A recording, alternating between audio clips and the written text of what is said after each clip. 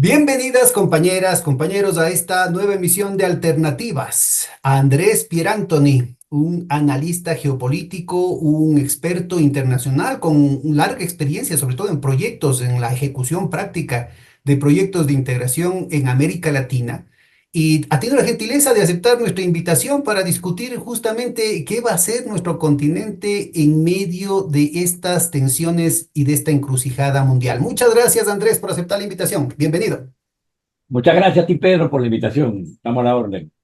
Bueno, Bueno, fíjate, cuéntanos un poquito. A ver, mira, en esta situación todos los sueños, todo lo que se avanzó, inclusive que a nivel internacional generó muchísimas olas de la nueva arquitectura financiera, de la unidad de América Latina, del socialismo del siglo XXI, todos esos elementos propositivos que iban en el campo de la ecología, como el impuesto de Igli Correa, como el tema del Sucre, ¿no? El sistema unitario de compensación regional, el Banco del Sur, el tema de UNASUR, de la CELAC, todos esos temas, ¿no es cierto?, lastimosamente han quedado muy rezagados, porque en algunos casos inclusive han muerto en el continente, a pesar de que han sido muy fértiles en otros suelos, ¿no? Es decir, es en otras partes donde empieza, pero con una rapidez increíble, a avanzar el proceso de desdolarización, a concretarse en una serie de opciones en torno a la banca, a un nuevo tipo de banca para un nuevo tipo de desarrollo, nuevas formas de integración que rompen con el sometimiento a la hegemonía angloamericana, otras formas de integración. Y entonces ahí se empieza a florecer una cantidad de iniciativas en Asia, en África, en fin, en el resto del mundo. Pero el mundo, la historia ya no pasa por América Latina. Somos víctimas de lo que van a pelearse estos grandes elefantes en el escenario mundial. Cuéntanos un poquito, ¿a qué se debe esta situación de indefensión a la que nos hemos condenado nosotros mismos? bueno, realmente, como bien dices tú, hay movimientos, como dirían, de placas tectónicas a nivel geopolítico mundial, que han sobrepasado aparentemente nuestra capacidad de respuesta en parte. Tenemos áreas de resiliencia, determinados países, determinados movimientos sociales, pero en términos generales, pareciera que estamos en una etapa de resistencia, por no decir en algunos casos de repliegue.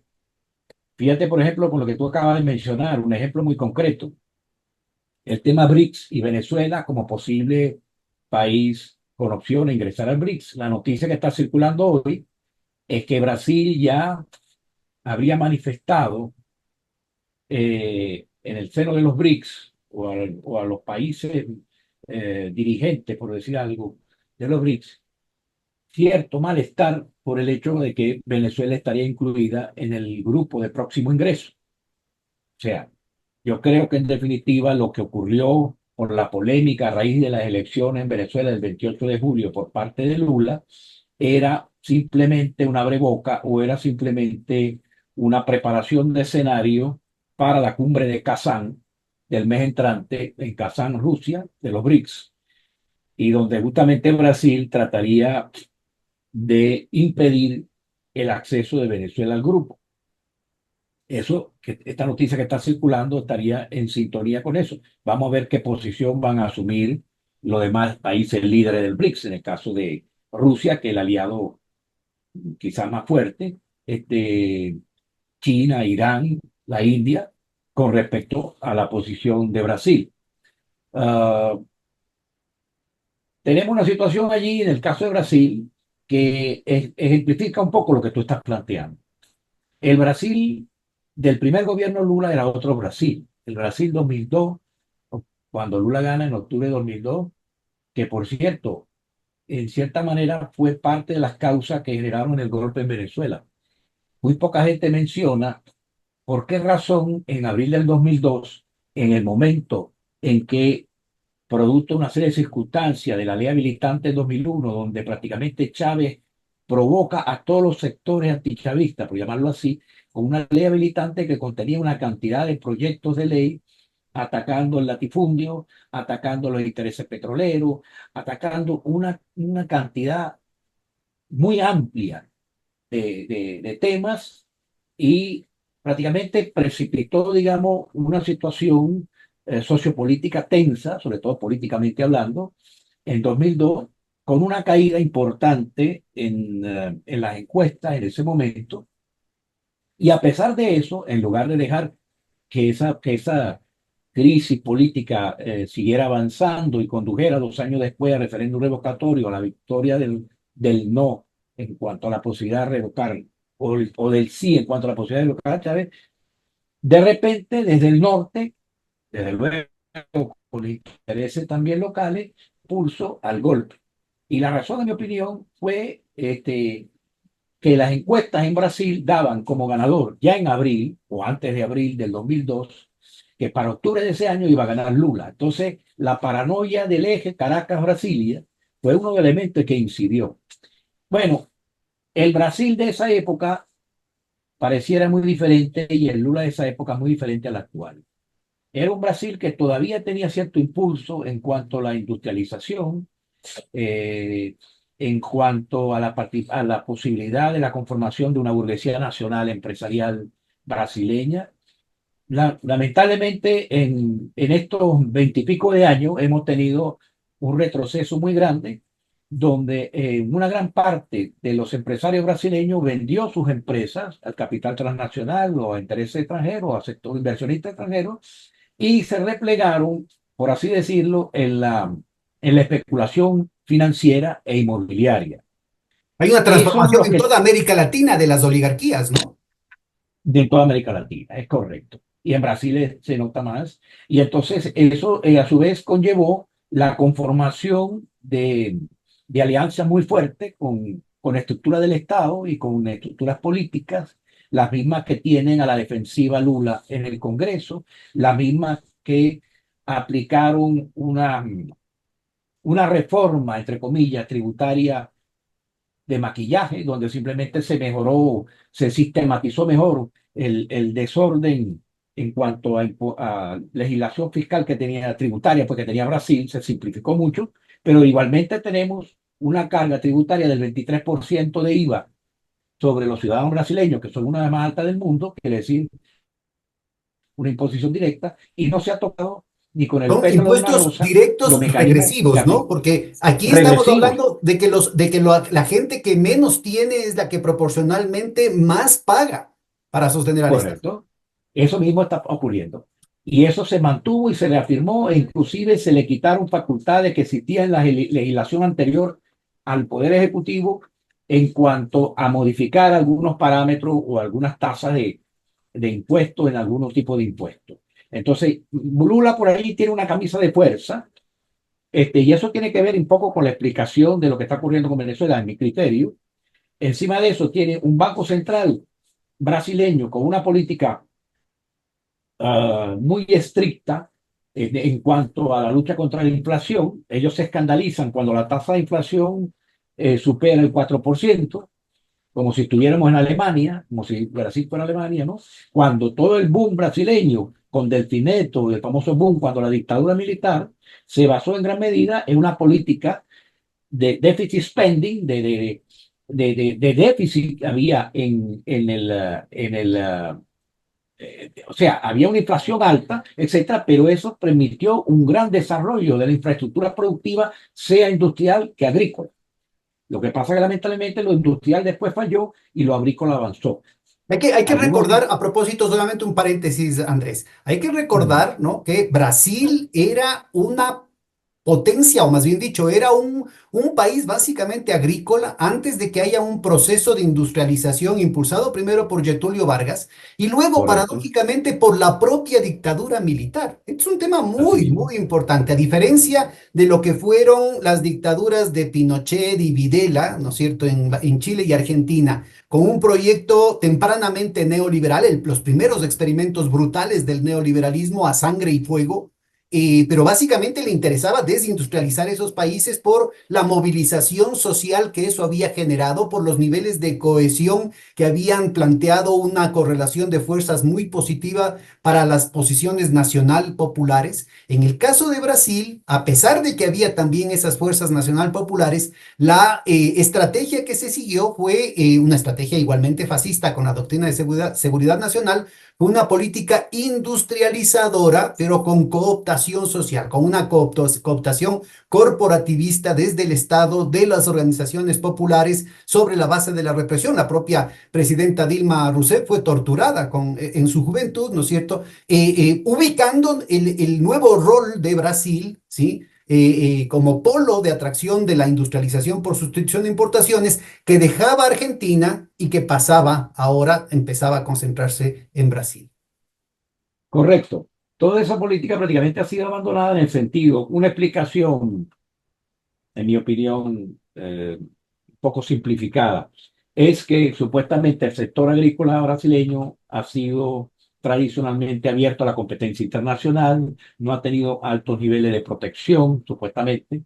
Hubo también un esfuerzo que tiende a subestimarse por parte de Embrapa en cuanto a la inversión en desarrollo de semilla, en desarrollo tecnológico, de todo, que eso casi nunca se menciona, el papel del Estado brasileño a través de Embrapa en crear las condiciones para lo que todo lo que era el cerrado, todo lo que era la parte de Mato Grosso, toda la parte central que amplió enormemente la frontera agrícola, bueno, hasta afectar parte del Amazonas, que es la situación que hoy se está enfrentando. Entonces tenemos un desarrollo muy acelerado de la parte agrícola y la parte industrial tuvo un nivel de protección efectivamente muy alto y de alguna manera el mercado interno evidentemente no era suficiente, el nivel de exportaciones manufactureras de Brasil nunca fue comparable con el nivel de exportación agrícola, no solo en la época del café, sino también después con los diferentes commodities que son la base de las exportaciones brasileñas, junto con el mineral de hierro y algunos otros minerales.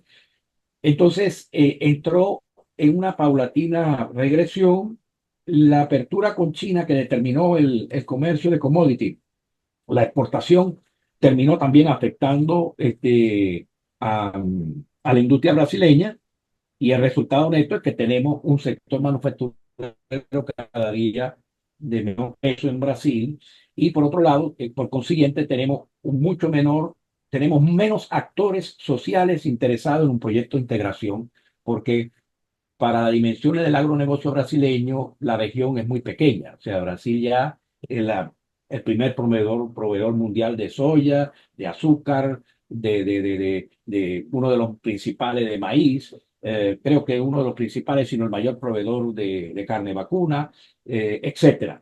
Ahora, Entonces, otro punto al pie de página. En el caso de este agrobusiness, en la cuestión brasileña, estamos hablando no solamente de una actividad tremendamente predadora con el ambiente, están comiéndose la Amazonía, buena parte de los incendios provocados, hay fuertes indicios de que han sido generados desde esas maquinaciones que requerían ampliar la frontera agrícola, más allá de las restricciones legales y ambientales que habían sido en algunos casos comprometidas a nivel mundial, pero que también está vinculado a la cuestión de los transgénicos y en el caso específico de la soya, al control que tiene Monsanto, no solamente de extensísimas áreas en Brasil, sino también en los países vecinos, lo que hacen hablar de la República Monsanto, que incluye territorios de Brasil, Argentina, Uruguay, Paraguay y Bolivia. Si estamos hablando de un proceso de desnacionalización muy fuerte con una presencia externa, ¿no? A la que le conviene muy poco, a la que le interesa muy poco la cuestión, no solamente el mercado interno, sino la sostenibilidad interna,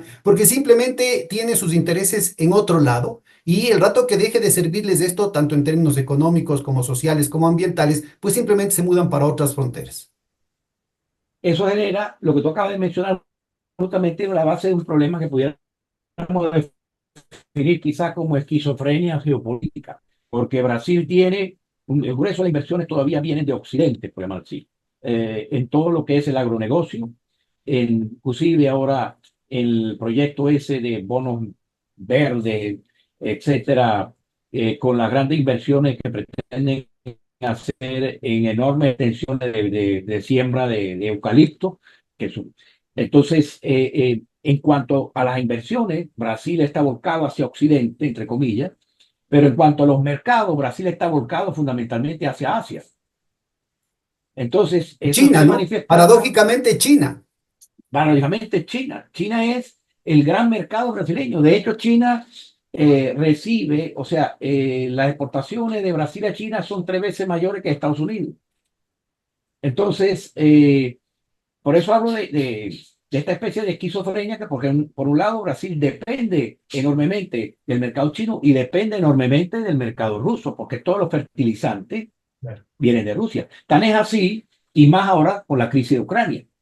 Entonces, tan es así que poca gente se recuerda que a los 2 meses de arrancar la OME, la Operación Militar Especial, el 24 de febrero, si mal no recuerdo, del año 2022, Bolsonaro estaba en Moscú sentado con Putin, en contra de su posición geopolítica, digamos, pro Estados Unidos. ¿A qué se debió? Que planteó con mucha vehemencia que no se le tocaran en absoluto el suministro de petroquímicos a Brasil, del cual depende la agricultura brasileña. Y evidentemente hubo un intercambio allí en el sentido que a la semana de regreso de Bolsonaro, a pesar de toda la posición antivenezolana, etcétera, se levanta la barrera, se reabre la frontera de Brasil con Venezuela, en Boavista. Casualmente, a los pocos días de regresar Bolsonaro de Moscú, se normaliza nuevamente el comercio fronterizo. Evidentemente, Putin le dijo, bueno, está bien, yo te ayudo, pero no te metas con mi aliado, pues, ¿no? Son detalles que no se mencionan en los medios de comunicación y menos en el mainstream, ¿no? Pero bueno, en definitiva, Brasil E tiene igual esta Bolsonaro doble situación. continuó contra todas las expectativas, continuó muy firme en el tema de los BRICS, ¿no? No ha Claro, cambiado y los mucho mismos, ese papel un poco de rémora que siempre tiene Brasil en los proyectos integracionistas. Recuérdate en el caso de América Latina, inclusive en el gobierno del primer Lula teníamos y en el gobierno de Dilma teníamos que la gente del Banco Central era la más envenenada en términos de correcto. tratar de frenar cualquier alternativa a la hegemonía operativa del eje angloamericano, ¿no? Totalmente, totalmente. Pero entonces Brasil ahorita veremos en una situación en Kazán un poco compleja porque Brasil tiene, por un lado, quiere manejar una alianza, sobre todo con los demócratas, con Kamala, con Biden, Kamala, con ese grupo, y evidentemente asumió algunos compromisos. Eso se debe a lo que decíamos con respecto a la reforma tributaria y a las políticas neoliberales que en Brasil produjeron, a igual como en casi todos los países, una concentración de riqueza y una reducción de la imposición directa, aumentando la indirecta, como tú bien dices, la regresiva. Entonces, eso produce una limitación de recursos enorme. Quiere decir, Brasil, por ejemplo, tiene una déficit de infraestructura increíble. 60% de la habilidad de Brasil es en tierra. La mayoría de las escuelas, dicho por el jefe del sindicato brasileño en una entrevista a Telesur hace un mes y medio, la mayoría de las escuelas básicas, primarias o inclusive lo que llamaríamos bachillerato, etcétera, en pésimas condiciones físicas.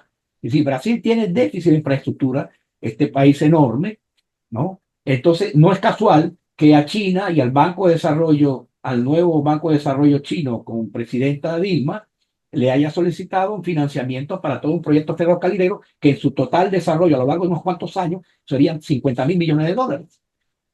La Ahora, primera etapa parte del del problema, proyecto, solamente pongamos otro puntito al pie de página, otro punto al pie de página, es que hasta ahora, y en buena parte por los técnicos brasileños, algunos de ellos y que se dicen marxistas, el Banco de los BRICS está prestando en dólares, lo cual es un contrasentido y significa, ¿no es cierto?, un límite endógeno con una dinámica autodestructiva, en el sentido de que está generando problemas de sobreendeudamiento. Entonces, en lugar de poder incidir en el proceso de construcción de un nuevo tipo de banca para un nuevo tipo de desarrollo, que fomente la creación de un espacio de política, de un margen de maniobra interno, un crecimiento de la soberanía nacional en nuestros países, lo que hace es reforzar el monopolio mundial del dólar sobre la liquidez, la transaccionalidad y el crédito, sobre todo el tema del crédito de desarrollo, el crédito de infraestructura. El problema crucial que tendría Brasil es justamente la dependencia de conseguir los dólares.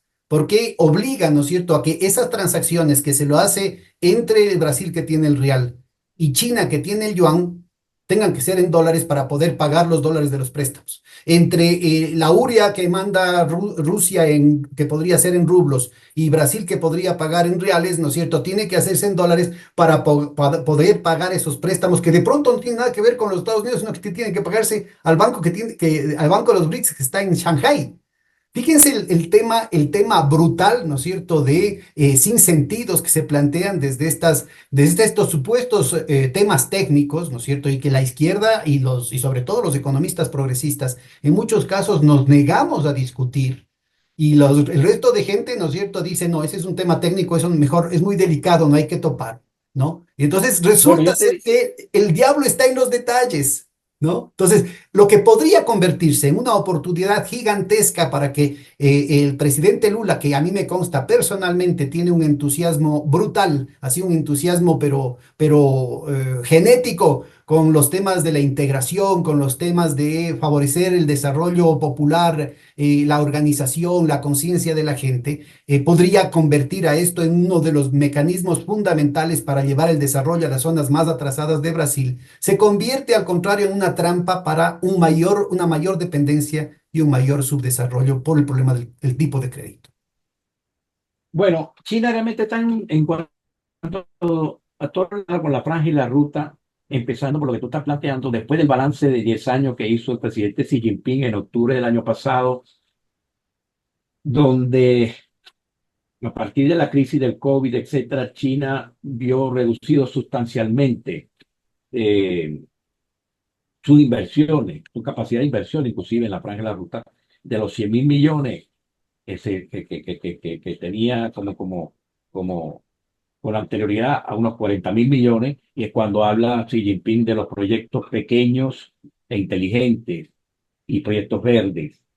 Y bueno, de hecho, de los 50.000 millones de dólares que yo te mencionaba, y después vuelvo al tema puntual que estás mencionando, para el proyecto de ferrocarrilero de Brasil, en definitiva, lo que le acaban de aprobar en la cumbre en Sudáfrica, en Cape Town, en Ciudad del Cabo, el 24 de agosto pasado, a Brasil le aprobaron 500 millones para iniciar el estudio de todo lo que sería la red ferrocarrilera. Lo interesante que empiezan por algo que es la interconexión del Nordeste con la Amazonía y con la parte de, evidentemente, este, todos los recursos que están allí, pues planteado como un problema de mejorar la calidad de vida y el nivel de las poblaciones que están en la zona. Yo creo que tiene más que ver, evidentemente, con los recursos de la Amazonía. Pero bueno, eso es un índice de que en función de esa situación financiera, China se ha movido mucho con los bonos panda, o se está moviendo mucho en los bonos panda, que es la captación de recursos en el mercado interno chino, más con las sindicalizaciones, o sea, está conformando y ha logrado algunos financiamientos, inclusive de infraestructura, recientemente con la participación de varias instituciones financieras públicas y privadas, básicamente privadas, de incluso occidentales, algunas de ellas. ¿Ok? Porque Cuéntanos, por favor, ¿cuál evidentemente, es la diferencia entre los bonos verdes que mencionabas hace un momentito y los bonos pandas? Porque no será la cuestión china más de lo mismo. no, los bonos panda son simplemente bonos, eh, captación de recursos de ahorro privado, básicamente en el mercado chino. Un mecanismo de bono normal financiero. Los bonos verdes, el famoso certificado, donde entonces yo, empresa alemana, petroquímica o química, que incumplo todas las normas de los acuerdos que se han hecho a nivel ambiental de protección de la capa de ozono y sobre todo del problema del incremento de temperatura, etcétera. Y entonces yo negocio el exceso con respecto a la meta que tengo establecida. Esa diferencia la negocio contigo, Brasil, contigo, Ecuador, contigo, con quien sea, o con India, etcétera. Yo la negocio y entonces yo cultivo plantaciones de eucalipto, que además me van a ser rentables, pero que absorben supuestamente un alto porcentaje, un alto volumen de CO2. Ya, esta O sea, yo aclaración es negocio mi básica para nuestra audiencia. incumplimiento. Esta aclaración es básica para nuestra audiencia porque nosotros hemos denunciado en sendos programas con Daniel Ortega, con Eva Martínez, hemos denunciado que la utilización de los bonos azules en el caso de las Islas Galápagos y ahora de los bonos verdes para la Amazonía, en nombre de la reducción de la deuda y de temas supuestamente ecologistas, lo que se está es vendiendo la soberanía de nuestros países. Lo que la vieja ambición de parte del eje angloamericano de transnacionalizar inclusive administrativa y políticamente la Amazonía, ahora lo están iniciando con un nuevo experimento desde el Ecuador para romper los mecanismos del Estado Nacional, de la toma de decisiones desde los Estados nacionales y pasarlos a estos fondos soberanos, a estos fideicomisos, que son fideicomisos ciegos en los que la participación de un sector privado que no se sabe quiénes son, abruma cualquier posibilidad de defensa del interés nacional. Ya está pasando con el caso de las Islas Galápagos. En los hechos se ha vendido la soberanía de las Islas Galápagos a cambio de un supuesto ingreso de inversiones que nunca ha llegado.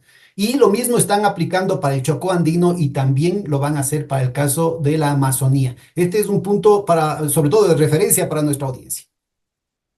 Claro, claro, y eso se conecta con la alianza con Francia cuando creo que fue a final del año pasado que hubo la cumbre en Belén do Pará de Lula con Macron, para lo que era el viejo proyecto de Sarkozy, lo que llamaba Sarkozy Le Plateau de Guyane, o sea, el altiplano de las Guyanas, de las Guayanas, que iba desde toda el área amazónica brasileña al norte del río Amazonas, eh, Guyana francesa, Surinam, Guyana británica, por llamarlo así, la República Cooperativa de Guyana, y la Guayana venezolana.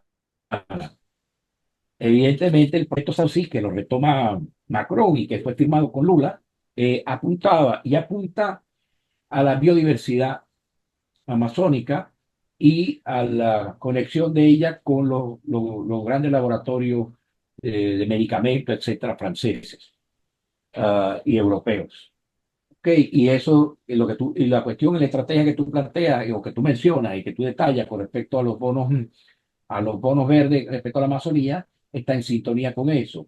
Y el proyecto financiado por el nuevo Banco de Desarrollo del BRICS, en cuanto a la conectividad ferroviaria, de alguna manera también permite eh, hacer más competitivo el acceso a los recursos de la Amazonía. O sea, al final todo esto engrana en un único macro proyecto, ¿no? Ahora, con respecto a la mezcla de recursos, la de operaciones en divisa, etcétera, es cierto, pero ya se ve que en algunas operaciones se están haciendo un porcentaje de los aportes del nuevo Banco de Desarrollo en moneda local. Ya Sí, se está ensayando algo. hay una crítica a la gestión técnica en ese sentido, porque de hecho inclusive ha bajado el ritmo de expansión de los créditos del Banco de los BRICS, ¿no? Es muy importante ubicar que Mucho, el entusiasmo mucho. inicial se vio rápidamente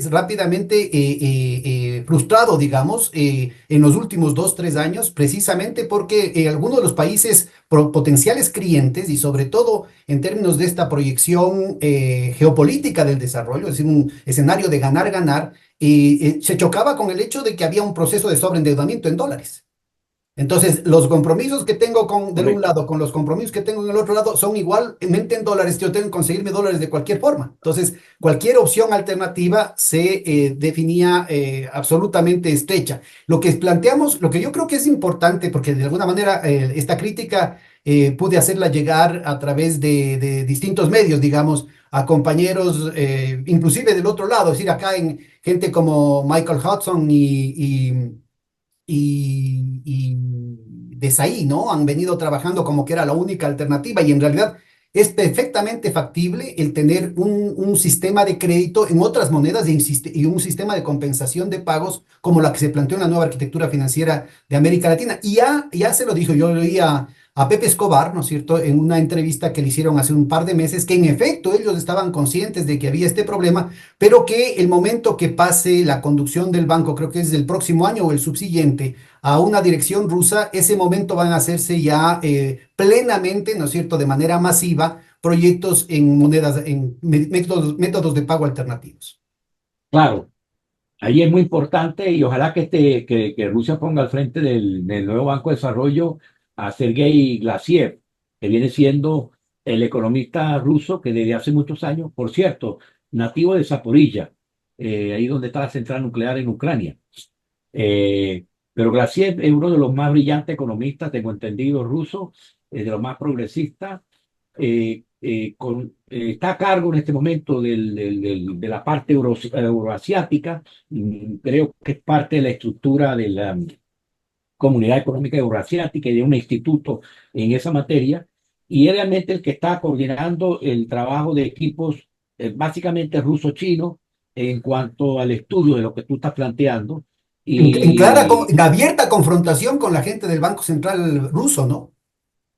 totalmente, claro, claro, exactamente. Ellos son el reducto neoliberal, por así llamarlo. De hecho, Nabiullina, lo que se llama la presidenta, que viene siendo la punta de lanza de ese tipo, eh, quería renunciar después del descalabro de la mitad de la Reserva Internacional de Rusia. Estamos hablando de algo como 150, 170 millones de dólares. Quedó congelado en los bancos occidentales, trescientos desde mil Londres millones, Andrés, 300 a mil millones 300 lo mil congelado. millones, ¿verdad? Era en total 600 y la mitad era 300 mil millones. Bueno, una barbaridad. De hecho, Para Putin nuestra como audiencia, lo es el registra fue equivalente a acumulando. 3 años de Producto Interno Bruto del Ecuador, que por una negligencia del Banco Central ruso quedaron vulnerables para ser confiscados por parte del eje angloamericano y la OTAN. Correcto. Correcto, y porque ellos apuntaban a eso y apuntaban a la relación estrecha con Occidente, están vinculados con los oligarcas, por llamarlo así, rusos, etcétera, etcétera, y todo una quinta columna, por decir, en Rusia, que ha sido redimensionada, pero todavía existe con cierta fuerza y que explica a veces la política que a veces le critican a Putin como excesivamente prudente en algunos casos, en diferentes escenarios. Pero bueno, en definitiva, Glacier es la otra corriente eh, y están al frente del proyecto, inclusive del nuevo Banco de Desarrollo del BRICS. No sé si va a ser el mismo Glacier el que va a ser el próximo presidente o quién va a ser por Rusia. Me parece que lo lógico sería Glacier por la preparación y por lo que está conformando todo un equipo en función de cambiar toda una serie de esquemas, ¿no? Pero indudablemente hay una limitante que son los recursos que puede aportar China en este momento. Pero por otro lado, también hay que reconocer que la India está tomando un mayor protagonismo en el aspecto financiero de los BRICS, incluyendo el nuevo banco, etcétera, ¿no? Um, Pero a ver, Incluso se vamos plantea, despacito. No quería interrumpirte, pero lo que pasa no, es no, que no puedo tranquilo, morderme la lengua. Hombre, el tema de los recursos es un cuento. A ver, mira, cuando se definió esto se definió cuando empieza a tomarse en serio el tema de los BRICS, ya no solamente como una propuesta de diplomacia light, que en realidad surgió con el tema del Goldman Sachs, es decir, la sugerencia de los BRICS era parte de una nomenclatura armada desde Goldman Sachs para establecer los mercados emergentes, es decir, para establecer una taxonomía en torno a las oportunidades de inversión especulativa desde eje angloamericano. Y además desde esa fracción. Entonces, con mucho humor, la dirigencia soviética, la dirigencia rusa, digamos, y la dirigencia china, ¿no es cierto?, dicen pago por ver y empiezan a establecer ciertos mecanismos, pero eran temas muy, muy ligeros, digamos, más como unos buenos deseos que como ejecuciones reales.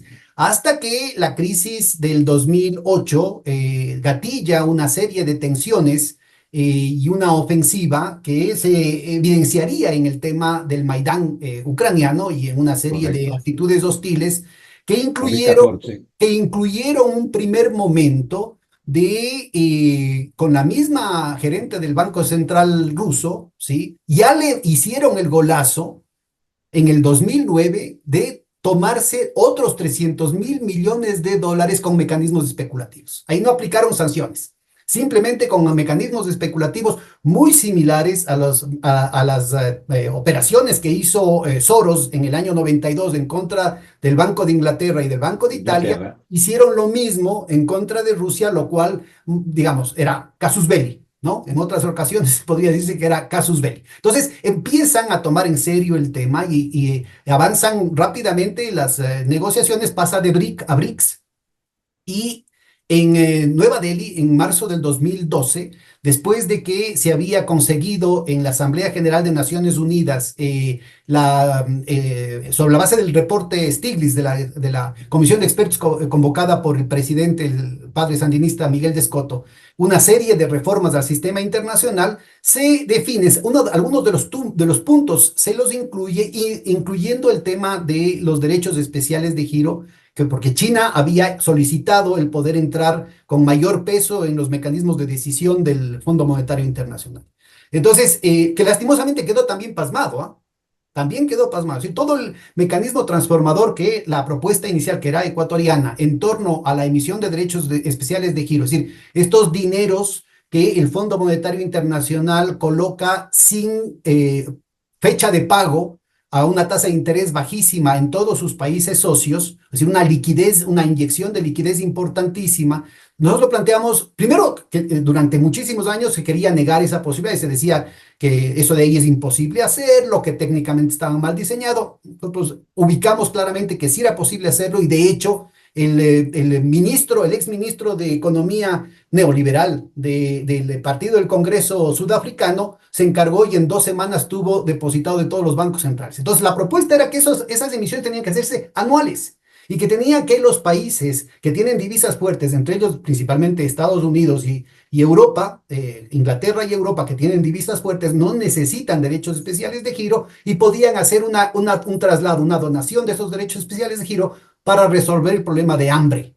Con el presidente, con el director presidente de la FAO, la Organización de Naciones Unidas para la Agricultura y la Alimentación, se ubicaba que se necesitaban solo 30.000 millones de dólares. Oigan, en estas magnitudes es muy importante. Estamos hablando que a los rusos en cuestión de un mes se le comieron 300.000 millones y la FAO necesitaba solo 30.000, la décima parte de eso en derechos especiales de giro para resolver anualmente, sin duda como paliativos. Las verdaderas reformas tendrían que incluir reforma agraria, tendría que incluir otro sistema de crédito, tendrían que incluir toda una revolución agrícola a favor de los campesinos para resolver el problema de la hambruna a nivel mundial, pero que involucraban entre 800.000 y 1.200 millones, perdón, entre 800 y 1.200 millones de seres humanos que pasan hambre hasta ahora. Entonces, muy importante ubicar esa situación. Entonces, quedó diluida esa situación, que al principio parecía que China iba a entrar, ¿no es cierto?, a un proceso de negociación interna para resolver estos problemas a nivel internacional, y eso quedó medio pasmado. Pero lo que sí avanzó fue la propuesta del Banco de los BRICS. Y entonces, la propuesta inicial eran 5 miembros y cada uno tenía que entregar 50.000 millones de dólares, oigan, 50.000 millones de dólares en su equivalente en la moneda nacional.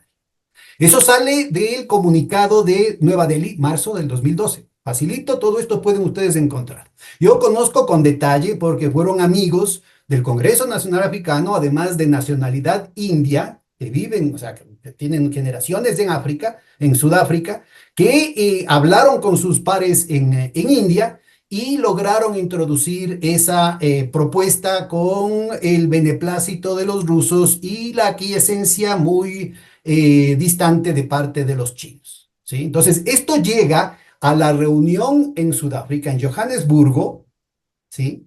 A la que además yo fui invitado al mismo tiempo por la sociedad civil, pero también por las autoridades de Sudáfrica, y a esa reunión hicieron una cantidad de cosas que no voy a contar para que yo no pueda entrar a esa reunión oficial. Tenía la invitación y no pude entrar a la citadela de seguridad que se planteaba eso, entre otras cosas, porque me contaron los amigos que estuvieron ahí adentro, porque se quitó de la carpeta de los presidentes el informe inicial que decía 50.000 millones de dólares en monedas nacionales y se puso 50.000 millones de dólares en dólares.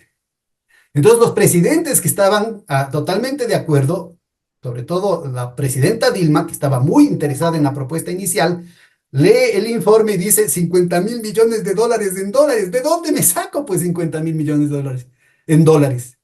Entonces, cuando tú hablas de cuáles son los recursos, el momento que dices que China tiene dificultades en imprimir el equivalente en 50.000 millones de dólares en yuanes, técnicamente es absolutamente, no tiene ningún sentido.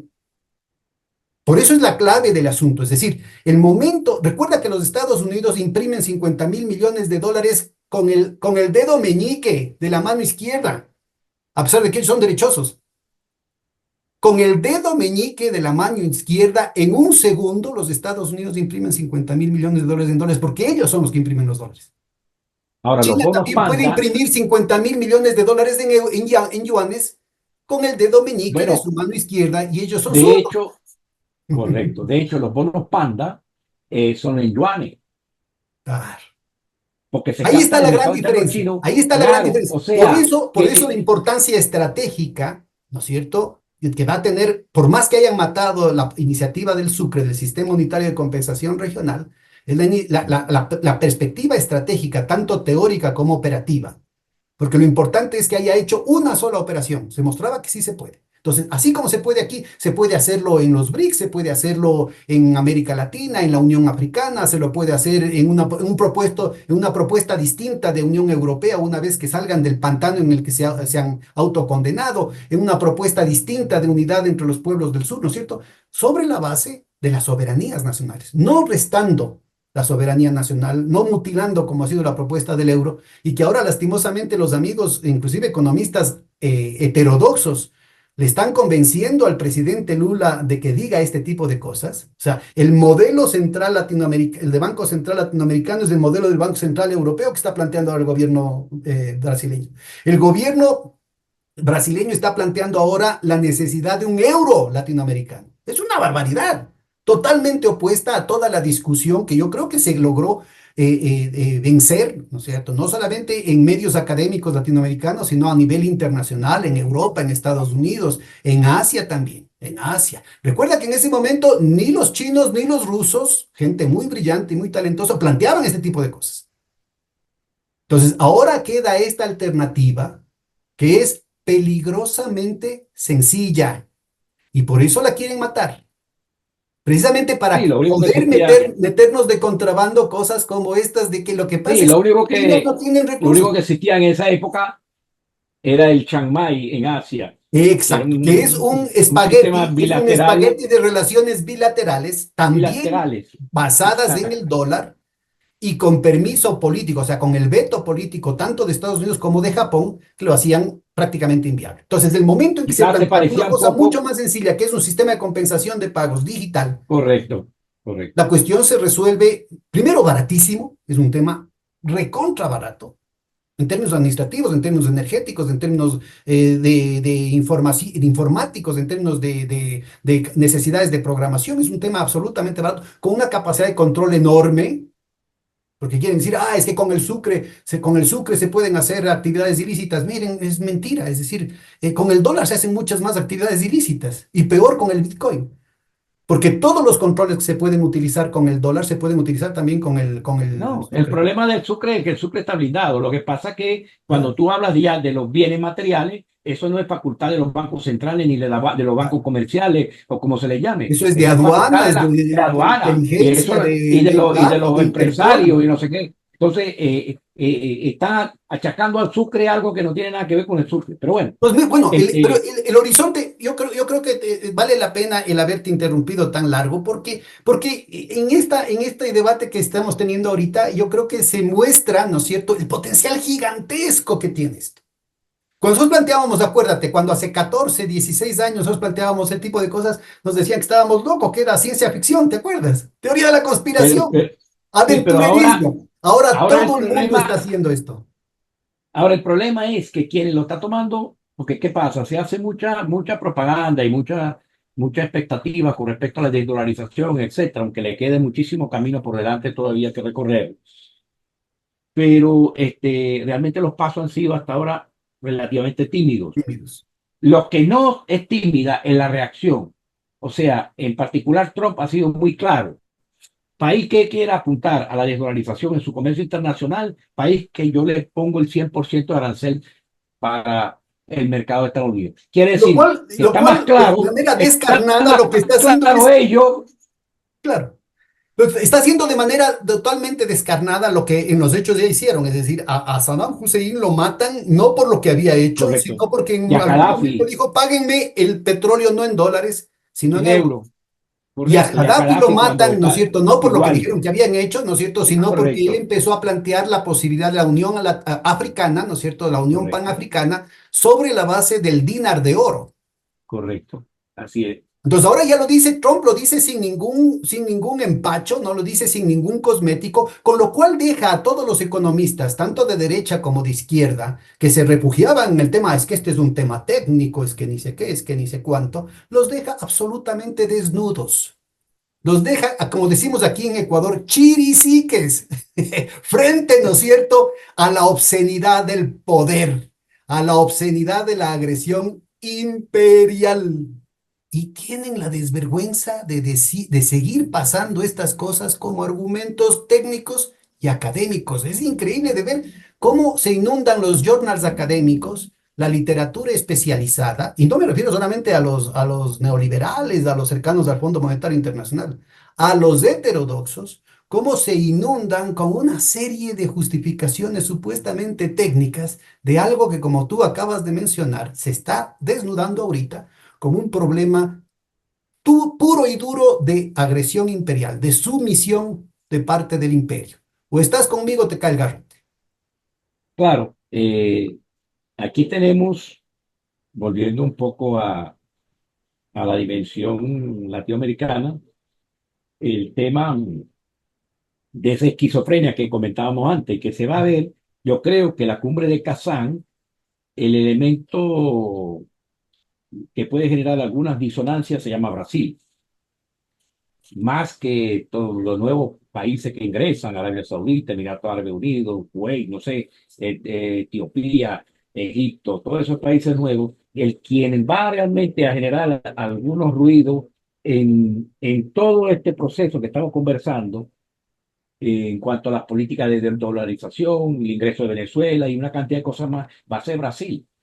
¿Por qué? Tú me preguntabas. Bueno, yo creo que con una reforma tributaria que no fue tal, que más bien fue contraproducente en el sentido que limitó ulteriormente la capacidad de incrementar la captación directa impositiva, pues como debía ser, en función de un banco central, como mencionamos, que pretende una tasa de inflación inferior al 4%, con un CELIC, una tasa CELIC que viene siendo el prime brasileño, que si mal no recuerdo está por encima del 10%, ¿no? O sea, con un interés, la tasa de interés real altísima, ¿no? Entonces, el margen de acción, o sea, prácticamente gran parte del presupuesto federal brasileño se está yendo en pago de intereses. Del presupuesto federal brasileño, el 80 y pico por ciento le queda a las estructuras automáticas de distribución de ese presupuesto que son a nivel estadual, a nivel regional, a nivel de X. O sea, el Estado brasileño es un gran monstruo, es una federación de marayás, usando el término de los tucanos, o sea, de poderes locales, etcétera, ¿no? De corrientes, de grupos, esos grupos que tienen acceso directo prácticamente al presupuesto y al Estado central lo que le queda un 15%. Entonces, para la necesidad enorme que tiene Brasil en materia de infraestructura, en materia de políticas sociales, en materia de desarrollo industrial, es muy poco lo que le queda. O sea, lo que tiene el BNDES, que inclusive le han cuestionado a Lula que si la tasa de interés no podía ser preferencial para el desarrollo de proyectos prioritarios, y está apuntando, por un lado, a los financiamientos BRICS, que llegó un poco tarde, porque ya a partir de octubre del año pasado, o ya un par de años para acá, como tú bien dices, los aportes chinos han ido bajando, han ido reduciéndose, mientras que no se instrumente las nuevas políticas que estamos hablando, no crezca exponencialmente los bonos panda y todos los países desarrollen sus bonos panda y sus mecanismos en monedas locales, el Banco del BRICS va a estar en una etapa, en una inflexión en cuanto a capacidad de desembolso. Entonces, eso va a chocar contra la necesidad electoral de los años. En octubre, creo, dentro de 2 años o en diciembre son las elecciones, ¿no? Y contra las elecciones que tiene ahora el mes que viene a nivel municipal y local en todo Brasil, que la derecha ha hecho una gran campaña como para demostrar que Lula no es invencible. Entonces, de hecho, tan es así, y eso explica la actitud de Lula, que en septiembre del año pasado estaba en 57% de aprobación en la encuesta y en abril de este año, no sé en este momento, pero no creo que haya revertido eso, estaba ya en 49%. O sea, se perfila una derrota política importante a mitad de periodo del gobierno Lula en Brasil Y que en ojalá contra no de vaya a Lula. pasar lo que pasó en Argentina, ¿no? Con un gobierno progresista, con una serie de compromisos, con un economista, con un director de la política económica y del propio Banco Central, supuestamente en el campo de la economía heterodoxa. Ahí habían connotadas personalidades del mundo post-keynesiano, del mundo cercano a Stiglitz, del mundo cercano a las alternativas, inclusive marxistas, ¿no? Aquí en América Latina, es rafianas. Y resulta ser que fueron más de lo mismo. Eso significó una frustración tan grande en el pueblo argentino que no solamente que regresaron al macrismo, sino a alguien peor como Milei. No vaya a ser que este tipo de, si es que Lula no se logra sacudir del yugo de estos economistas impostores, pues podrían abrir las puertas para algo peor que el bolsonarismo, ¿no? Sí, desde luego. Y de hecho, por cierto, Argentina está en una situación también de esquizofrenia relativa en cuanto a su comercio exterior, porque Argentina también tiene una fuerte dependencia del mercado asiático, del mercado chino, producto de la caída fuerte de la demanda interna, ha generado un excedente en la balanza comercial y un incremento de sus exportaciones, no producto de políticas productivas o comerciales brillantes, sino simplemente de la hambruna de la gente. Se genera más excedente de comida, por ejemplo, para exportarle. Entonces, sin embargo, a pesar de la dependencia de los mercados asiáticos, en particular chino, se rigen más por la política de captación de inversiones. En el caso de Lula, está apuntando, por eso Macron, no olvidemos que Macron estuvo 4 años trabajando en Rothschild, con el grupo Rothschild, es del, y se reúne a cada rato antes con Soros, ahorita con el hijo de Soros. Este, eh, Kamala dicen que tiene buenas relaciones con Soros, no sé, o sea, el interés de Lula es garantizar flujo de inversiones, es garantizar que se cumpla el nearshoring que Kamala hizo en el 2022, si mal no recuerdo, 2020, 2022, 2020, recién empezando Biden, hubo un pico el ingreso de inmigrantes y Biden le encargó tratar de contener eso y ella trabajó con el Triángulo del Norte, Honduras, Salvador, Guatemala, un proyecto de nearshoring, o sea, de inversiones, más o menos 5.000 millones, más o menos 70.000 empleos, y del 70 y pico por ciento de inmigrantes de ese triángulo en el 2020, este año se llegó al 23%. Quiere decir, tuvo relativamente éxito esa política, llamémosla así, de nearshoring, ¿no? De captar parte de las inversiones que antes iban hacia China y Asia, hacia la región. Creo que Lula está buscando como tabla de salvación un ingreso masivo de inversiones y inversiones productivas que le permitan margen de maniobra en lo fiscal y en general en la situación económica de Brasil. Si bien ha tenido cifras bastante razonables a nivel macroeconómico, hay insatisfacción profunda del pueblo brasileño y eso se manifiesta en la encuesta porque el nivel de expectativas que había generado Lula en su campaña no se compadece con el nivel de Y resultados sobre que todo ha este logrado dato de la hasta ahora. inflación que mencionas, ¿no? Correcto.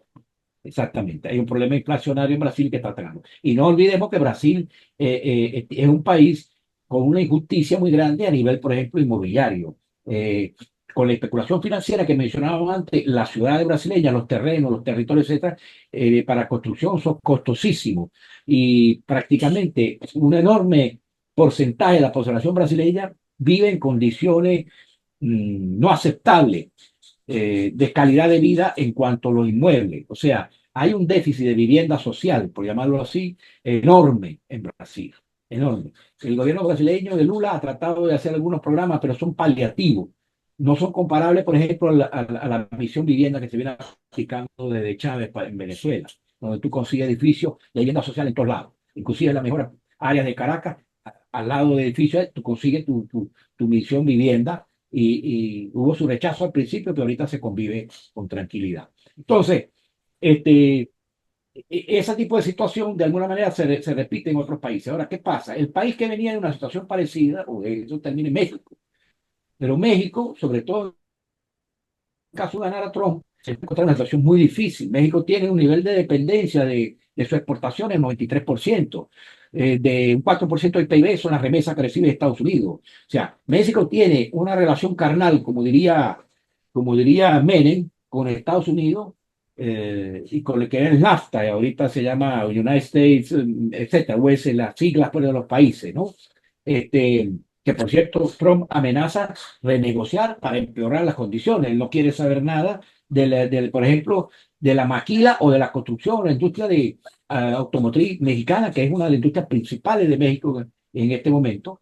Sí, Entonces, porque una de parte las del prioridades que va a nearshoring tener, en México, que al principio tuvo significativos avances en términos no solamente de inversiones, sino de localización, rápidamente fue aprovechado por los propios chinos, ¿no? desde luego, desde luego, entonces una doble razón por la cual hay cierta reacción del establishment, por lo menos en el caso de Trump lo manifiesta abiertamente. Entonces, México va a tener, Claudia Sheinbaum va a tener unos cuantos retos. Como dice, los gringos la están esperando en la bajadita. Lo que pasó con la reforma judicial, donde hubo una ofensiva mediática muy fuerte en contra de la reforma, que es indispensable para sanear en México, es indispensable para resolver el problema de los cárteles de la droga y una cantidad de podredumbre que hay en el Estado mexicano, ahí donde se ve la complicidad y los intereses para mantener anarquizado México. En cambio, AMLO ha logrado este éxito enorme que ha sido, entre otras cosas, la reforma judicial, que Steinbaum quiere seguir en esa línea. De México, lo digo también para América Latina, deberíamos buscar tener una mirada distinta hacia México. Tenemos la tendencia de ver a México simplemente como el apéndice de Estados Unidos, en parte lo es, pero en parte ha demostrado a Es partir que del lo gobierno fue desde el AMLO, gobierno de Salinas de que Gortari hasta el aparentemente gobierno de Peña Nieto, ¿no? Pero claramente López Obrador totalmente con muchísima cautela, con muchísimo tino, porque se mueve ahí sí, en un barril de tiburones, ha hecho verdaderas maravillas en términos de diplomacia, en el tema de armar el escenario político a futuro, ¿no? Estratégico, logró recuperar la sobre industria la cual petrolera y Claudia gasífera. Sheinbaum tendría que ir construyendo, ¿no? Desafíos mucho, Claro, mucho mayores. AMLO logró recuperar la industria energética, sea en la parte petrolera gasífera que en la parte Explícanos eléctrica, con detalle eso, ¿verdad? por favor, para nuestra audiencia. Grafícanos. Bueno, no tengo tanto dominio del detalle con respecto a eso, pero con independencia de que México ha hecho grandes inversiones también con Estados Unidos, por ejemplo, tiene un puerto en el Pacífico para petrolero, para la salida de gas y petróleo de fracking de Estados Unidos. Este, tiene una dependencia México todavía muy fuerte Eso es en el estrecho de de Tehuantepec, productos que es la refinados parte más angosta, ¿no es cierto?, de todo el estado mexicano que une el Caribe mexicanos con el Pacífico. por el Pacífico, donde está planteado hacer el canal seco, pues el sistema ferroviario y el sistema de autopista para conectar. Es una de las opciones que tenemos junto con Nicaragua y junto con Colombia. Entonces, tiene un nivel de dependencia todavía importante en materia de refinación. Una gran parte de los productos refinados, el diésel sobre todo, es importado de Estados Unidos. Sin embargo, si ha construido una gran refinería y en la parte también eléctrica, se ha retomado del sistema eléctrico nacional. Eso sigue generando tensiones fuertes. Uno de los principales temas en la agenda demócrata y republicana es el tema energético mexicano, porque ellos pretenden la apertura o la reapertura del mercado mexicano. Yo no creo que Claudia vaya a transarse en eso. Este, Ahora bien, uno de los retos que tiene México, en mi opinión, es diversificar mercados. Indudablemente, un país que depende 90 y pico % del mercado estadounidense, que es un mercado lomito, entre comillas, no es fácil diversificar mercados.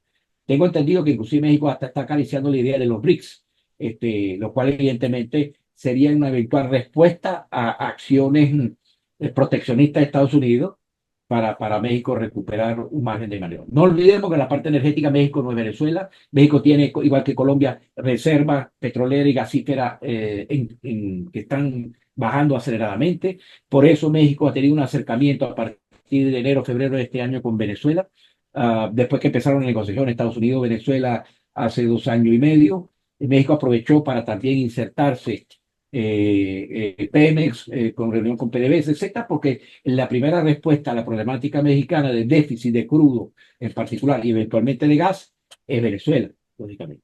Lo mismo que pasa con Colombia, una situación absurda. Colombia está importando el gas de Estados Unidos con intereses vinculado a eso, a un costo exorbitante, teniendo un gas muchísimo más barato, con un pequeño tubo, una tubería de pocos kilómetros que conectaría, Acuérdate que ese era uno de porque los de paso, proyectos de y hay algo estrella y uno de positivo los que tiene, prioritarios del Banco del Sur, ¿no? La integración energética correcto, latinoamericana. Una cantidad de energética. Y sinergias que podrían desplegarse simplemente por el hecho de pensar desde el continente y no desde las pequeñas claro, parroquias.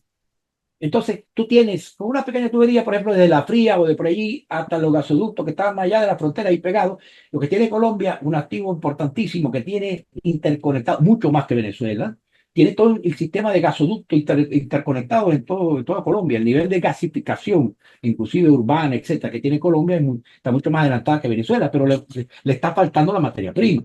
Y la tiene al lado. Pero entonces, por razones políticas y geopolíticas y por intereses bastardos, por decirlo así, de determinados grupos empresariales, siguen trancando la conexión con Venezuela, que Petro está tratando de, a pesar de todo, de lograr, ¿no? Pero en definitiva, lo que tenemos, a diferencia de lo que tú planteas con el Banco del Sur, etcétera, es un desarrollo de proyectos de integración física, el proyecto IRSA, básicamente en la onda de conectar las materias primas de la vena abierta de América del Sur con los mercados asiáticos. Entonces, la conexión bioceánica es la prioridad de Brasil. Entonces, eso significa grandes redes ferrocarrileras que atraviesen, que conecten los puertos del Atlántico con los puertos del Pacífico, ¿no? De Y ahí hay que inclusive aparece como zonas, un actor, un actor con una capacidad de irrumpir de manera imprevista, entre comillas, es el puerto de Chancay en Perú, ¿no? Es decir, un gobierno que nunca sí, estuvo inserto en en la diplomacia progresista, digamos, termina siendo uno de los actores claves en este reordenamiento geopolítico que va a replantear, que va a poner, digamos, en cuestionamiento inclusive el diseño original del IRSA. ¿No es cierto? Porque básicamente con la capacidad que se plantea ahora en Chancay, ¿no es cierto? Al Ecuador, a Chile, a todos los puertos del Pacífico, los deja en una situación de desventaja, ¿no? Que haría que buena parte de la logística tenga que rediseñarse, ¿no? claro, pero por ejemplo, yo te comentaba antes de entrar en cámara, como que dice, yo te comentaba de que un amigo mío hace como 3 meses, 4 meses atrás, se encontraba en el puerto de Corinto. Él trabaja en el ramo naviero. Y le llamó mucho la atención el puerto Corinto de Nicaragua, el principal puerto en el Pacífico, pues el principal puerto de Nicaragua. Le llamó mucho la atención que todos los patios del puerto estaban full de maquinaria de movimiento de tierra. Y cuando él preguntó de China, dice, ¿para qué sirve todo este poco de maquinaria? Dice, es que a lo largo del gran canal de Nicaragua van a haber muchos polos turísticos. Y nosotros vamos a empezar a construir todos los polos turísticos para que cuando arranque el canal ya tengamos toda la infraestructura de aprovechamiento de la sinergia que genera el Para canal. nuestra audiencia, Entonces, discúlpame, nota al pie de página, para nuestra audiencia, el canal de Nicaragua que une el Caribe con el Pacífico fue diseñado antes del canal de Panamá porque tenían la gran ventaja de que hay un gran lago, ¿no es cierto?, que correcto, facilita el transporte fluvial, el transporte por agua por toda esa orografía. Entonces, el tema de las dificultades técnicas de canales y de esclusas es mucho menor, ¿no? Entonces, eso fue en algún momento por otro tipo de intereses geopolíticos, sobre todo ahí eso es para otra sesión completa, intereses de JP Morgan, ¿sí? De JP Morgan hace 150, 130 años, ¿no es cierto? Que se redefine la situación. Ahí también actúan los Rothschild, ¿no? Porque primero fueron a través de los franceses. hacia el Canal de Panamá y la independencia, entre comillas, de Panamá de Colombia, que fue provocada por estas compañías. Entonces, yo creo que es muy importante ubicar porque esta situación ha sido resucitada con los gobiernos, distintos gobiernos sandinistas y el interés de China en tener una vía alternativa, que además se complementa con lo que hablábamos hace un momentito del Istmo de Tehuantepec y en México y con Proyecto en Colombia. otra vía interoceánica multimodal en Colombia. Correcto. La ventaja o lo interesante del proyecto de Nicaragua es que el canal tendría, o sea, nosotros tenemos, con la ampliación del canal de Panamá, se duplicó la capacidad de los barcos, portacontenedores y de carga suelta y tanqueros petroleros, se duplicó con respecto a antes del canal, antes de la ampliación. Con Nicaragua se está hablando de duplicar la capacidad que tiene actualmente el canal. ¿Qué significa eso? Significa que un barco con portacontenedores que sale de China y debe llegar al Mediterráneo, le es más barato cruzar el Pacífico y el canal de Nicaragua, el Caribe y el Atlántico, más rápido y más barato que meterse por el Océano Índico, por el Mar Rojo, por el canal de Suez, etcétera. Y eso ya está estudiado y está determinado. O sea, entonces, claro, ahí se va a desarrollar toda esa red multimodal, donde van a haber puertos de gran calado. El proyecto de Mariel en Cuba, financiado por el Banco Nacional del BNDES de Brasil, cuando el gobierno Lula anterior, era parte de ese proyecto, que también tiene que ver con Kingston y también tiene que ver en Dominicana, Esto etcétera, en determinados Jamaica. puertos en Jamaica, perdón, Puerto Jaina en Dominicana, Cartagena en Colombia, toda una serie de puertos, las mismas Bahamas, eh, porque casualmente los puertos de la costa este de Estados Unidos tienen relativamente poco calado. O sea, esos barcos enormes no van a poder atracar en sus puertos, van a descargar en unos puertos intermedios y de ahí se va a desarrollar esa A ver, logística. este es un tema O sea, crucial. Porque si nos ponemos, todo lo que acabas de decir está rompiendo con el Mare Nostrum gringo. Eso es parte, ¿no es cierto? Inclusive militarmente. Atilio Borón menciona, eso es parte del territorio norteamericano, no hay dudas al respecto.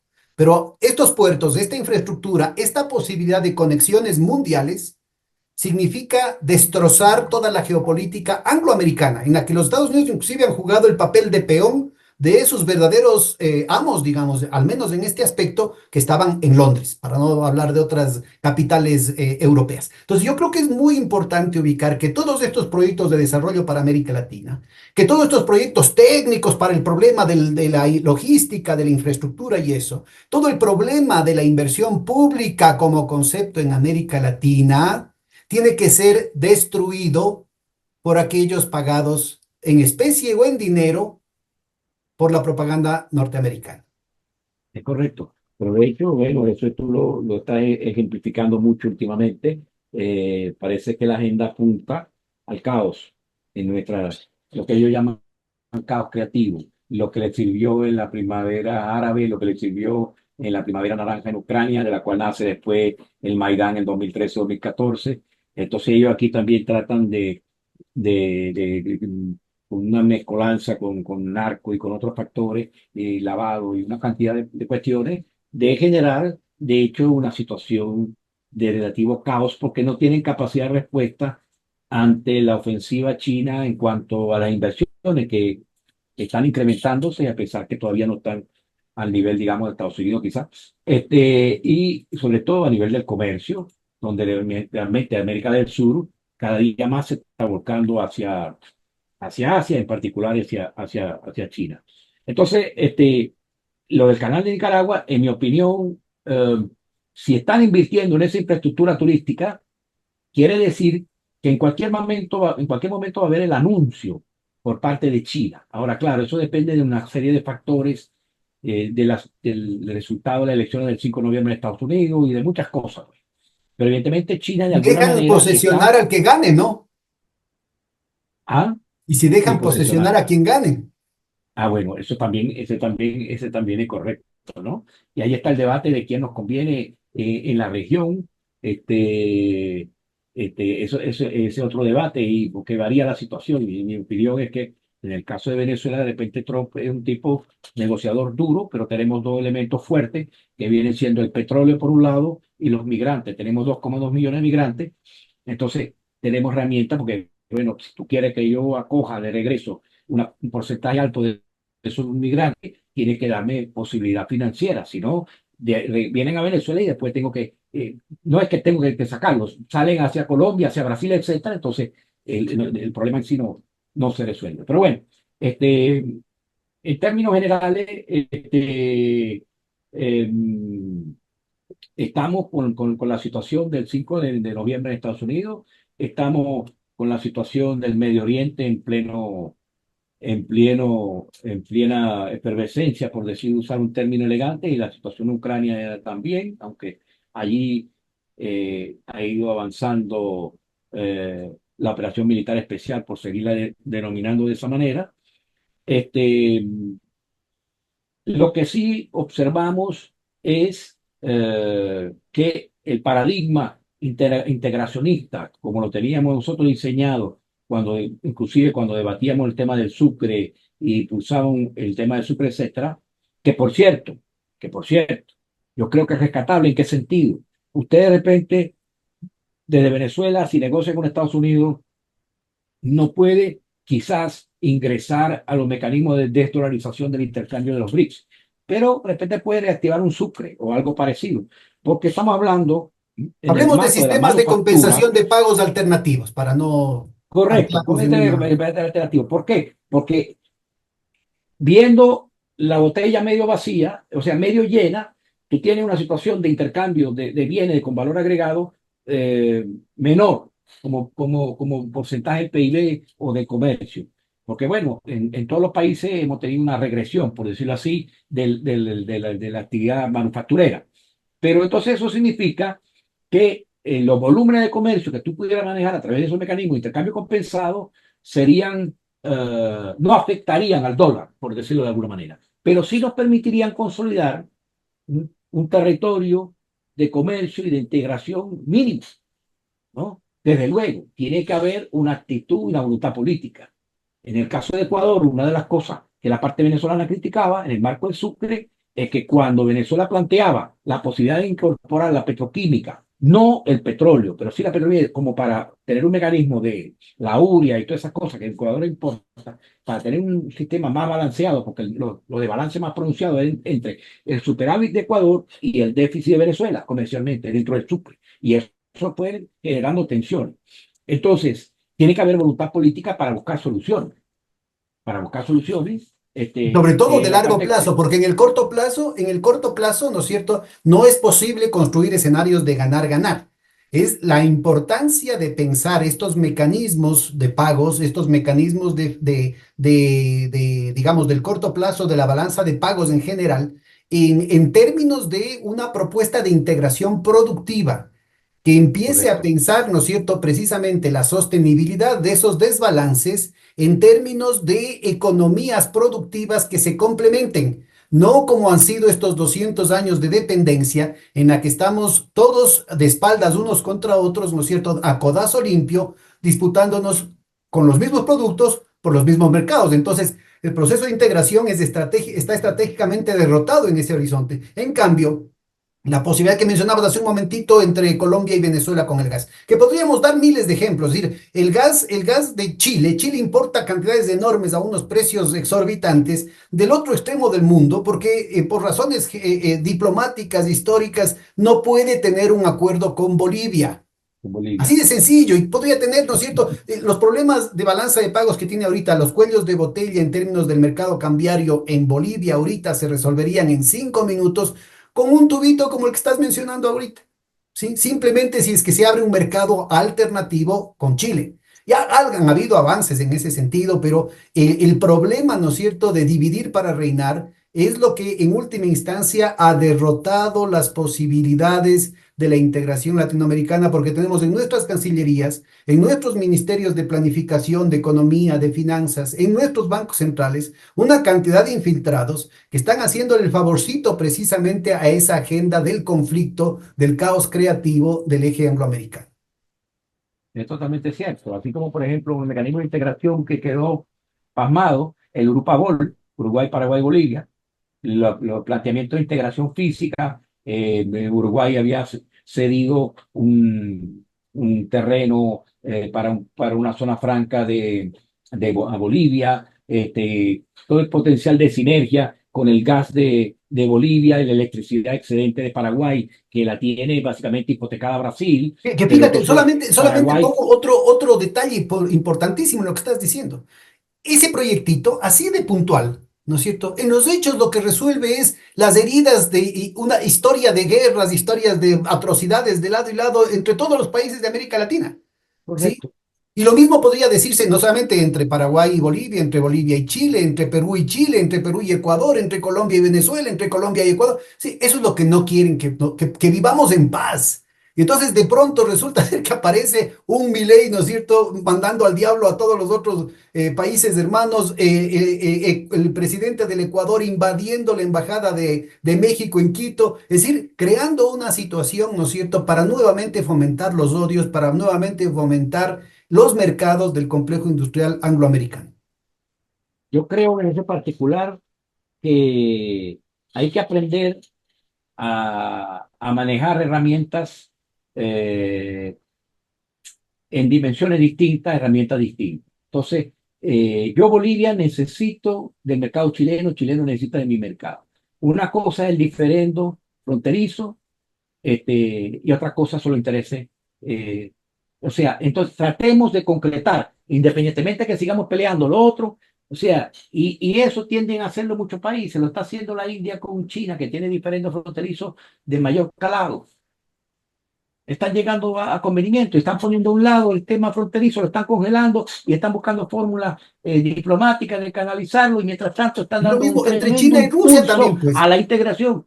Entre Pero China y China y Rusia también Rusia hay disputas históricas. se caían casi que a cohetazos en el Usuri con la Unión Soviética, que casi llegan a una guerra grave entre la Unión Soviética y China por problemas fronterizos. Bueno, hoy en día son tremendos aliados, los principales aliados. Entonces, ¿cómo es que en América Latina no logramos ponernos de acuerdo en ciertas cuestiones elementales, ¿no? Ahora, volviendo a la cuestión logística, hay proyectos que no se terminan de concretar. Chávez hablaba de la conexión directa del norte de Brasil hasta un puerto de agua profunda en el Caribe, en el estado Sucre, ¿no? ¿Qué pasa? Que tú tienes un polo industrial como Manaus. Ese polo industrial tiene una producción anual en el orden de los 10.000, 14.000 millones de dólares, una cifra altísima. Ok, en gran medida el 70% de los insumos importados viene de Asia, casi la mayor parte de China. Entonces pasa por el canal de Panamá, va al puerto de Belén, descarga hasta el puerto de Manaus, el tramo Belén-Manaus son navieras nacionales brasileñas, como Manaus tiene mucha preferencia arancelaria, fiscal y tributaria, entonces el gobierno brasileño, el Estado brasileño nunca le ha dado preferencia en cuanto al transporte marítimo, es exclusivo de navieras brasileñas, que evidentemente navieras fluviales, por llamarlo así, que entonces cobran flete bastante caro. Resultado, le resultaría más barato a Manaus importar desde el puerto en el Caribe de Venezuela, cruzar toda Venezuela llegando hacia Boavista y de ahí bajar hasta Manaus y mucho más rápido en términos de tiempo. Y como los intereses de Brasil son fuertes, le resultaba atractivo. Entonces, eso es negocio para Manaus, que es tremendo polo industrial. Y es negocio para Venezuela, porque en el momento que ve que Manaus desemboca al Caribe, me abre el Caribe Oriental, que siempre ha sido una prioridad geopolítica, pero como son islas pequeñas, no tenemos el volumen, a veces Venezuela, como para atenderlas. Brasil, solo en motocicletas, por ejemplo, el 95% de las motocicletas que se usan en Brasil, de un continente, se producen en Manaus. O sea, imagínate la cantidad de motocicletas que pudiera vender Manaus o la industria que está en Manaus, que muchas son transnacionales, pero bueno, esa En de allí que la Venezuela. pudiera vender al Cairo Oriental. Entonces, tendríamos una especie de portaaviones, de exportaciones en gran volumen brasileño, digamos, ahí irían 200 contenedores, 300 de Brasil, irían 10 venezolanos, pero los años siguientes nos irían 20 y 50 y así sencillamente. O sea, la sinergia que produciría esto ayudaría a resolver los problemas de la logística. No tengo carga porque no tengo ruta, no tengo ruta porque no tengo carga. Entonces, Y ¿Me no solo explico? de la logística, sino de la macroeconomía. Es decir, lo que ahora aparecen como imposibilidades, porque dicen, para todo esto no hay, se necesita plata y no hay plata. Pero resulta ser que el déficit se sigue ampliando precisamente por las políticas de austeridad y por el hecho de que el aparato productivo está diseñado para conectarse con un eje angloamericano cuya dinámica está en declive, como la hegemonía angloamericana está en declive. Entonces, si no logramos generar mercados domésticos regionales, o sea, en el que podamos endogenizar la prosperidad a través de estas sinergias que estás mencionando, no vamos a poder salir nunca de este atolladero.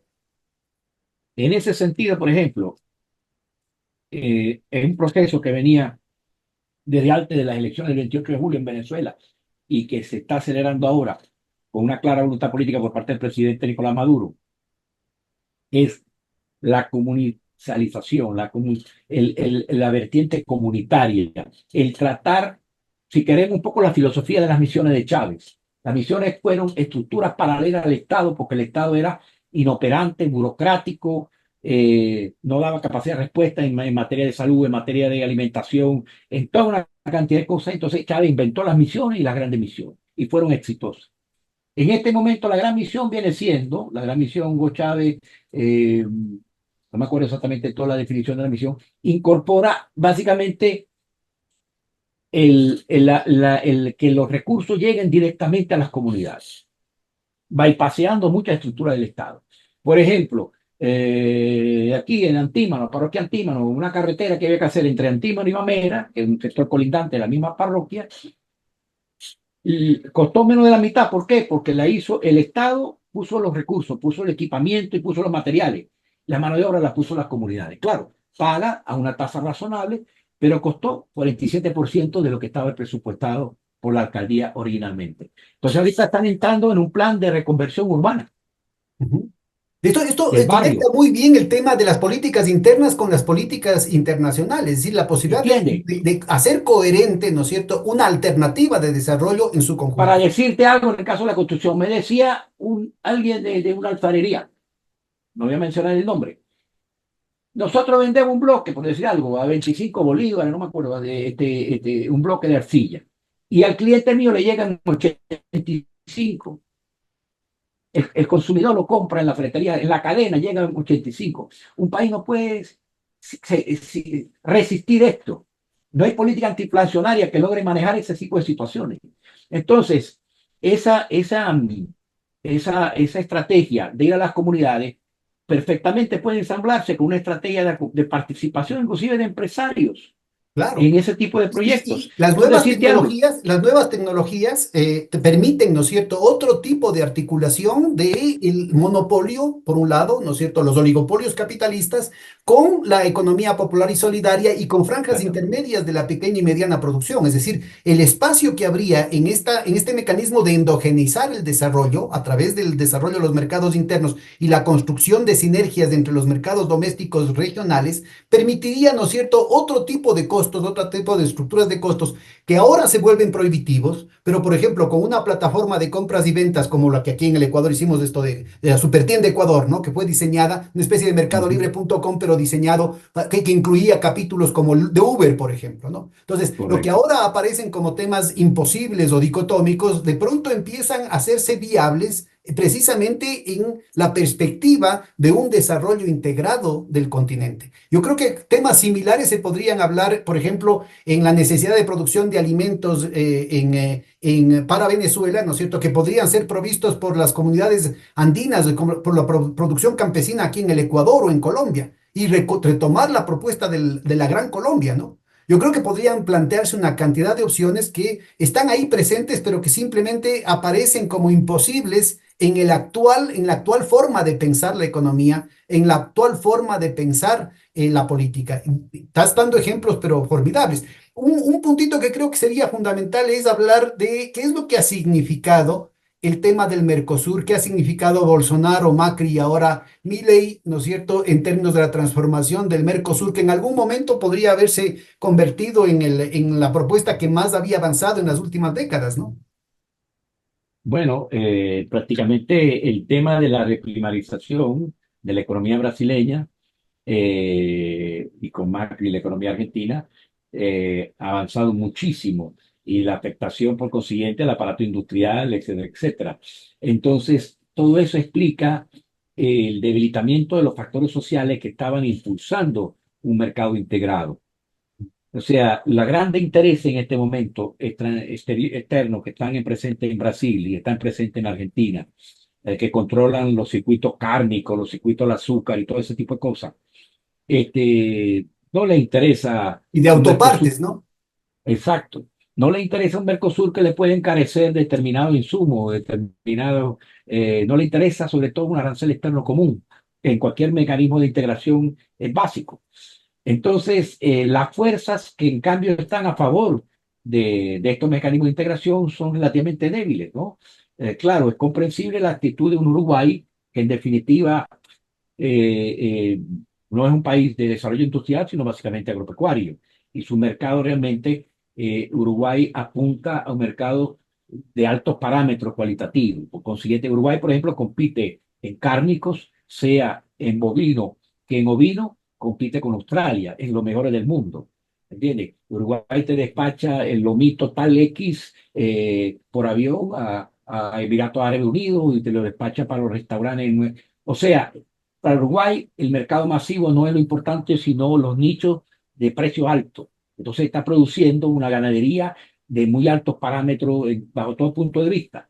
Entonces, son realidades puntuales que chocan contra la necesidad. Entonces, a Uruguay no le interesa comprar maquinaria de ordeño a Brasil que sea más costosa de la que pueda comprar en China, por ejemplo. Entonces, o que pueda comprar en Holanda. Entonces, realmente hay que repensar la integración a partir de las realidades que tenemos en este momento en la región. Desde luego, también hay tendencias de largo plazo que van a tener peso en la región. Porque decir algo, China está haciendo grandes inversiones en riego, está haciendo grandes inversiones en cultivo. China quiere disminuir la dependencia importadora de insumos básicos para el pueblo chino, porque representa una vulnerabilidad total, tiene a su espalda un enorme potencial que es Rusia. No nos olvidemos que Rusia hoy en día es el principal exportador de trigo del mundo y cada día crece la parte de cereales y a partir de los cereales está desarrollando todo el sector cárnico. Rusia ha tenido una revolución en la parte agrícola y ahora está empezando a tener la parte agropecuaria que muy poco se comenta. ¿Entiendes? Y Rusia tiene, con el efecto climático, cada día, cada año son más territorio que queda disponible para el cultivo, que queda menos afectado por el problema del hielo, inclusive De del la tundra. permafrost, de la tundra. Entonces, de la tundra. Y entonces, y a diferencia de China, Rusia tiene recursos hídricos para regalar. O sea, todo el agua viene de los Himalayas hacia el norte o en al norte, pues, de China, de Tíbet y todo, de Mongolia. Y sin embargo, teniendo un aliado en América Latina tan particular como sería Cuba, Cuba tiene ahorita un problema de escasez de trigo, ¿no? Bueno, Rusia es el proveedor principal de trigo de Cuba. Pero fíjate tú lo siguiente, nosotros tenemos, por ejemplo, la Feria Internacional de La Habana, y permítanme la propaganda para la Feria Internacional de La Habana, que va a ser del 4 al 9 de noviembre, el principal evento de feria en todo el Gran Caribe, y resulta que como lo siguen manteniendo en la lista de patrocinadores del terrorismo, una cosa absurda, un país que siempre ha luchado contra todo tipo de terrorismo, entonces tiene bloqueado todos los mecanismos de pago, los bancos corresponsales, etcétera. Venezuela tiene sus sanciones, toda la banca pública venezolana está sancionada. De hecho, los recursos en divisa que depositan las petroleras como Chevron van a los bancos privados autorizados por el gobierno y operan desde cuenta afuera y abren y no tienen problema con empresas privadas importadoras. Pero entonces, cuando tenemos que negociar Cuba con Venezuela, empresarios de Cuba con Venezuela, lo primero que chocamos es cuando, por ejemplo, ¿cómo mueven la divisa? Como las llamadas pasarelas, que son mecanismos que mueven remesas y entonces la canaliza en función de pagar importaciones, exportaciones.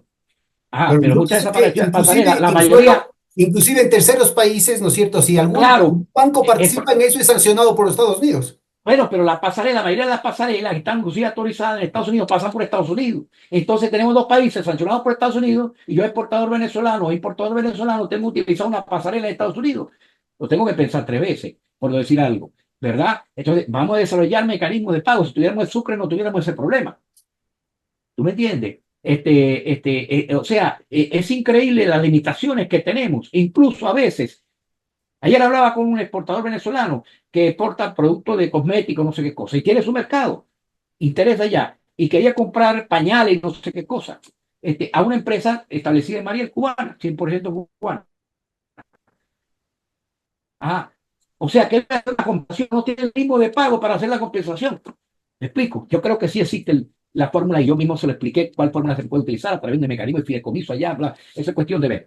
Pero en la falta del sucre, en el caso particular de Cuba y Venezuela, está afectando transacciones, está limitando transacciones. Mira, Pero bueno, Andrés, se nos ha ido el tiempo volando sí, se y ha ido el me tiempo. quedaron un montón de cosas en carpeta y yo te comprometo de una vez, tan pronto la próxima semana, misma hora, mismo canal, para continuar el análisis de un tema que me parece que es fundamental, que es cómo esto va a ser afectado, ¿no es cierto?, por la determinación de los Estados Unidos de poner en orden su patio trasero. ¿Cómo nos meten en vereda, ¿no es cierto? Cuando buena parte, ya no solamente de las economías, de los sectores populares, de los sectores productivos, dependen de su relación o con China o con Rusia o con cualquier otro país sancionado por los Estados Unidos, sino que adicionalmente esto puede significar una reestructuración de todas las oligarquías. O sea, están en un dilema existencial las propias oligarquías aliadas durante siglos, ¿no es cierto?,